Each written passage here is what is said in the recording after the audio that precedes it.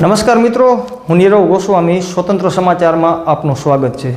મિત્રો, વાત કરવી છે પૂર્વ કચ્છના અંજાર તાલુકાના વરસામેડી સીમમાં આવેલ એક જમીનની। મિત્રો, આ જમીન પાછળ ખૂબ મોટા ખેલ ખેલાણા છે અને કઈ રીતે ઓન રેકર્ડ કાગળ ઉપર દસ્તાવેજ ઉપર આ જે જમીન છે એના હું પર્દાફાશ કરવા જઈ રહ્યો છું। મિત્રો, કઈ રીતે કલેક્ટર લેવલના અધિકારીઓ આવા કૌભાંડીઓ આવા ચીટરોને સાથ સહયોગ આપતા હોય છે, એને મદદરૂપ થતા હોય છે, એ હું તમને ટૂંક સમયમાં દર્શાવીશ। મિત્રો, જ્યારે જમીન એને થતી હોય છે, જ્યારે બિનખેતી થતી હોય છે, ત્યારે એ મુદ્દો છે એ સાર્વજનિક થઈ જતો હોય છે। એ પછી તમને પણ સ્પર્શે અને મને પણ સ્પર્શે, કારણ કે આપણે જ્યારે આવી મોટી મોટી જ્યારે સ્કીમો જાહેર થતી હોય, જમીન બિનખેતી હોય, ત્યારે આપણે એમ જોવા નથી જતા કે જમીન ખરેખર કઈ રીતે બિનખેતી થઈ છે, આમાં શું કોઈ કૌભાંડ થયો છે નથી થયો, આપણે એવા મુદ્દા જોવા નથી જતા। અને ત્યારે આપણી જે વર્ષો જૂની આપણી મહેનત હોતી હોય છે, જ્યારે આપણી મૂડી હોતી હોય છે, આપણે પ્લોટ લેતા હોઈએ છીએ અને એ પ્લોટમાં પાછળથી ક્યાંય પણ લોચો નીકળે ત્યારે આપણે ખબર પડે કે ઓહો, આ તો આપણા આખી જિંદગીની મહેનત, આપણી જે કમાણી છે એ તો આ ચીટરોના કારણે બરબાદ થઈ ગઈ। તો મિત્રો, આ આપણી જે આ સ્ટોરી છે, હું તમને જે આખો અહેવાલ દેખાડવા જઈ રહ્યો છું એને ખૂબ મોટી માત્રામાં શેર કરજો, કારણ કે કોઈ પણ સામાન્ય ઘરના લોકો કે સામાન્ય વર્ગમાંથી આવતો પરિવાર આના હડફેટે ના ચડે ને આવા ચીટરોને જેલના સળિયા પાછળ ધકેલાય, એના માટેનો જ આ મારો આખો પ્રયાસ છે। તો તમે ખૂબ મોટી માત્રામાં આ સ્ટોરી શેર કરજો। હવે શરૂઆત કરીએ।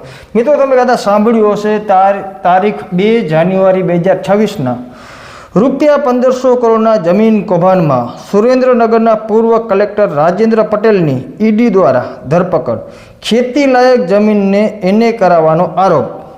હવે મિત્રો, આવો જ મુદ્દો છે આપણો। તમે જોજો, અંદાજે 500 કરોડના જમીન કૌભાંડમાં કચ્છના પૂર્વ કલેક્ટર પ્રવીણા ડીકે પર ઈડી દ્વારા ક્યારે તપાસ કરાશે અને સાથે જુઓ ખેતીની જમીન કઈ રીતે એને કરી।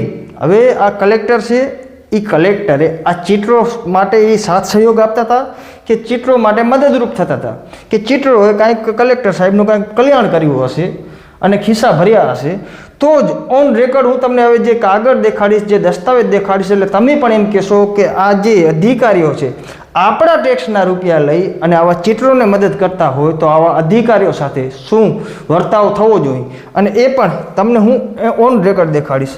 મિત્રો, હવે જોજો, સંપૂર્ણ કહાની ચાલુ થાય છે। હવે આ તમે જે વાંચી શકો છો, જમીન મહેસૂલ અધિનિયમ કલમ 65 અન્વયે બિનખેતી પરવાનગી મેળવવાની અરજી। આ અરજી તારીખ 30/8/2019ના કોણ કરે છે? તો કરે છે હિતેશ મહેન્દ્રભાઈ ઠક્કર, ધીરજ મહેન્દ્રભાઈ ઠક્કર, ચાંદની મહેન્દ્રભાઈ ઠક્કર। આ ત્રણેય લોકો અરજી કરે છે। કોને કરે છે? કચ્છ કલેક્ટરને। હવે વાંચજો, ગામ વરસામેડી, તાલુકો અંજાર અને જિલ્લો કચ્છ, સર્વે નંબર છે 512 પૈકી 1। જમીનનું કુલ ક્ષેત્રફળ કેટલું છે? તો કે 1,35,975 જૂની શરતની જમીન છે। આ જમીન માટે અત્યારે અરજી કરવામાં આવે છે કલેક્ટરને। હવે તમે જોજો, આ અરજી થઈ, હવે કલેક્ટર દ્વારા કલેક્ટર જ્યારે અરજી થતી હોય છે ત્યારે એમાં અમુક આપણે માહિતી એમાં ભરવાની હોય છે। તમે બિનખેતી કરાવશો જમીન, એટલે તમને દર્શાવવું પડશે કે તમે ગુજરાતના ક્યાંથી ખેડૂત ખાતેદાર છો, તમે મૂળની નોંધ ક્યાંથી, તમે જે ખેડૂત ખાતેદાર છો એની મૂળની નોંધ શું છે, એવું બધું તમને દર્શાવવું પડતું હોય છે। ત્યારે આ ભાઈએ, આ શ્રીમાન કહી શકાય કે હિતેશ મહેન્દ્ર ઠક્કર, ધીરજ મહેન્દ્ર ઠક્કર અને ચાંદની મહેન્દ્ર ઠક્કરે કઈ રીતે પોતે ખેડૂત ખાતેદારના આધાર પુરાવા રજૂ કર્યા, હું તમને દેખાડું છું। મિત્રો, જોજો, હવે જ્યારે અરજી થાય છે ત્યારે બિનખેતી માટે, એના પછી તારીખ 24/12/2019ના રોજ, તારીખ 24/12/2019ના રોજ સર્વે નંબર 512 અને કુલ ક્ષેત્રફળ હતું 1,35,975। એમાંથી અત્યારે કલેક્ટર દ્વારા 96,663 ચોરસ મીટર જે જમીન છે એનો હુકમ થાય છે બિનખેતી કરવા માટેનો। મિત્રો, હવે અરજી કરે છે જમીન બિનખેતી કરાવવા માટે, ત્યારે અમુક એમાં ડિટેલ્સ ભરવાની હોતી હોય છે કે તમે ગુજરાતના ક્યાંથી ખેડૂત ખાતેદાર છો।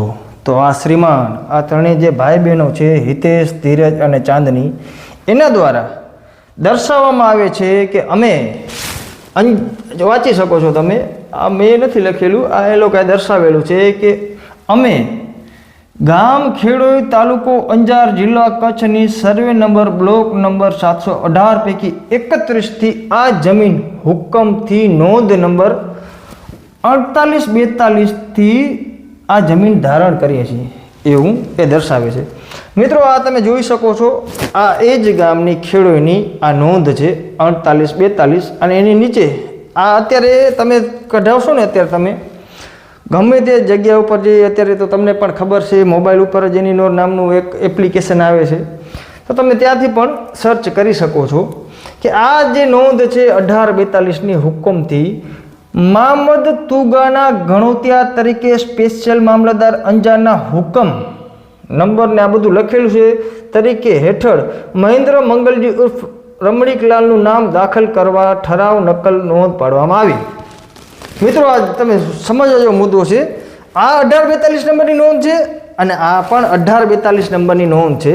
અને નોંધમાં તમે અત્યારે ગમે તે સરકારી કચેરીમાં જશો, મામલતદારમાં, એને તમે કહેશો ને અંજારમાં આવીને કે મને 1842 નંબરની નોંધ તમે મને કાઢી દો, તો તમને આવી રીતે છેકછાકવાળી આખી નોંધ તમારા હાથમાં આવશે। આ જે નોંધ એ લોકોએ દર્શાવી છે, આ નોંધ તમને કોઈ પણ સરકારી રેકોર્ડ ઉપર તમને દેખાશે જ નહીં। બીજું, આજે મહેન્દ્ર આ જે હિતેશ મહેન્દ્ર ઠક્કર છે કે ધીરજ મહેન્દ્ર ઠક્કર છે કે ચાંદની મહેન્દ્ર ઠક્કર છે, એવું તમને ક્યાંય જોવા મળ્યું એકે નોંધમાં? આ નોંધમાં જોવા મળ્યું? બીજું તમે જોજો મિત્રો, આ સર્વે નંબર આ 718 પૈકી 31 એના ઉપર કીધું। હવે એ કલેક્ટર કચેરીમાં એ આ 7/12 રજૂ કરે છે, તમે વાંચી શકો છો। અહીંયા આપણે જે આરટીઆઈ કરી આ કાગળ મેળવેલા છે કલેક્ટર કચેરી ભુજમાંથી, આનો સિમ્બોલ છે, એના ઉપર નોટરીનો સિમ્બોલ છે। હવે મિત્રો તમે આખો જોજો, આ લોકોનું ષડયંત્ર જોજો, આખું વાંચજો। ચાવડા મામદ તુગા, નીચે શું છે? મહેન્દ્ર મંગલજી ઉર્ફ રમણીકલાલ ઓલમજી કે જે હોય XYZ। હવે નીચે એક હુકમ છે સ્પેશિયલ મામલતદારનો, એક જ 7/12 છે, આ એક જ જોઈ શકો છો। 718 પૈકી 31, 718 પૈકી 31 સરકારી જમીન, ચાવડા મામદ તુગા, મહેન્દ્ર મંગલજી ઉર્ફે આ બધું કાઢી નાખ્યું, છેકછાક કરીને બધું પતાવી નાખ્યું। આ વચ્ચે નોટરીનો એક સિક્કો છે, અહીંયા નોટરીનો સિક્કો નથી। કારણ શું છે કે તમે અત્યારે જ્યારે તમે જાશો અંજારમાં જે મામલતદારની કચેરી છે, ત્યાં કને જઈને તમે એમ કહેશો કે મને સર્વે નંબર 718 પૈકી 31ના તમે મને જૂના 88-89ના તમે મને કાગળ દો, તો તમને આ કાગળ આવા મળશે છે। આવા આપણા માનનીય શ્રી કહી શકાય પૂર્વ કલેક્ટર પ્રવીણા ડીકે દ્વારા આવી કોઈ જાતની કાંઈ તપાસ જ કરવામાં નથી આવી। હવે તમે મને કહો કે આ જે કલેક્ટર છે એ આવા ચીટરોને મદદરૂપ થાય છે કે નથી થતા? પોતાના ગજવા ગરમ કરે છે કે નથી કરતા? એ હવે તમારે વિચારવાનું છે। બાકી તમારા સામે આ બધું મારા ઘરે બનાવેલા ડોક્યુમેન્ટ નથી, આ જે ડોક્યુમેન્ટ છે આ તમે જોઈ શકો છો। એને આખી અરજી કરેલી છે, એમાંથી 96,663 જે જમીન છે બિનખેતી, એ બિનખેતી કરાવવા માટે એ ક્યાંથી ખેતીની જમીન ધારણ કરે છે, તો મેં તમને બધું સંપૂર્ણપણે દર્શાવ્યું।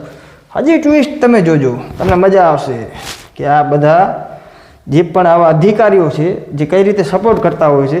હવે તમે આમાં વાંચજો કે ભાઈ ઉપરની જમીનમાં નામ દાખલ થયું તે વખતે ધારણ કરેલ જમીનની વિગત, તો 718ના મેં તમને સર્વે નંબરને બધું દેખાડ્યું। હવે એની જે મૂળની નોંધ છે, નોંધ નંબર 519થી ધારણ કરેલ છે, તો મિત્રો આ મૂળ નોંધ નંબર 519, નોંધ નંબર 519 તો આમાં મને દેખાડો, તને ભાઈ બહેનનું નામ દેખાડો, એના બાપુજીનું નામ દેખાડો, કોઈનું નામ જ નથી આમાં। તો જેને ખરેખર નવી શરતની અવિભાજ્ય શરતની જેને સાથણીમાં જમીન મળતી હોય મિત્રો, એમાં તમે કે હું કઈ રીતે ખેડૂત બની શકીએ?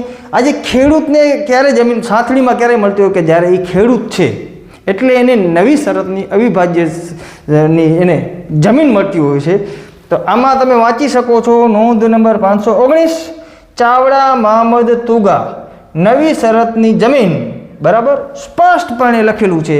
તો આપણા આ આંધળા આટલા મોટા કલેક્ટર, પૂર્વ કલેક્ટર પ્રવીણા ડીકેને શું આ વસ્તુ સમજમાં નહીં આવી હોય કે આમાં તો મૂળ નોંધમાં તો કોઈનું નામ જ નથી? તો કઈ રીતે એટલો મોટા કૌભાંડ થવા દીધો અને શું કારણથી પ્રવીણા ડીકેની તપાસ ન થાય, શું કારણથી પૂર્વ કલેક્ટર પ્રવીણા ડીકે ઉપર એફઆઈઆર દાખલ ન થાય? મિત્રો, આ સ્ટોરી ખૂબ મોટી માત્રામાં શેર કરજો, જ્યાં ખબર પડે કે આપણા માનનીય શ્રી મુખ્યમંત્રી શ્રી એ પણ જોવે, ભૂપેન્દ્ર પટેલ સાહેબ મહેસૂલ ખાતો એમના પાસે છે, એ પણ જોવે કે કચ્છમાં કઈ રીતે અત્યારે કૌભાંડ ઉપર કૌભાંડ, કૌભાંડ ઉપર કૌભાંડ થાય છે. હવે મિત્રો, આ જે અંતિમ પેરેગ્રાફ તમે વાંચો એટલે કદાચ તમને એમ થશે કે આટલો ભણેલા ગણેલા ઉચ્ચ કલેક્ટર કઈ રીતે આવું ભૂલ કરી શકે? તો જો કઈ રીતે ભૂલ કરી. જે મેં તમને કીધું 1,35,000 સમથિંગ ચોરસ મીટર જમીન હતી, એમાંથી કાંઈક 96,000 જેટલી સમથિંગ જમીન બિનખેતી થઈ. હવે મિત્રો તમે જુઓ, એના પછી ભાગ થોડોક બાકી રહી જતો હતો, તો અરજદાર છે હિતેશ મહેન્દ્રન બધા ભેગા થઈને તારીખ 28/6/2021 ફરી કલેક્ટરને કદાચ સેટિંગ બેટિંગ નહીં બેઠવું, પણ કદાચ એને કે બેસી જશે સેટિંગ, પણ એના વચ્ચે એક ભાઈ છે એના દ્વારા અરજી કરવામાં આવે છે. એ ભાઈ દ્વારા અરજી કરવામાં આવે છે. ત્યાર પછી આપણા કલેક્ટરની આંખો ખુલે છે કે ભાઈ આમાં તો છેકછાક છે. જો છેકછાક છે જ, જો છેકછાક છે જ, 48-42 નંબરની નોંધમાં છેકછાક છે, બરાબર. આ છેકછાક છે, પણ કોઈ હું અરજી કરું પછી કલેક્ટરને હા છેકછાક છે, તો છેકછાક છે તો જે પહેલે તમે જે આટલી મોટી જમીન, તમે પહેલું આ સમજાવી દઉં. હવે પાછી અરજી કરે છે તારીખ 28/6/2021 રોજ 37,312 ચોરસ મીટર માટે ક્ષેત્રફળ માટે. ત્યારે કલેક્ટર શું જવાબ દેશે? 13/8/2021 રોજ અરજી દફતરે કરવા અંગેની જાણ કરતો પત્ર એક કરે છે.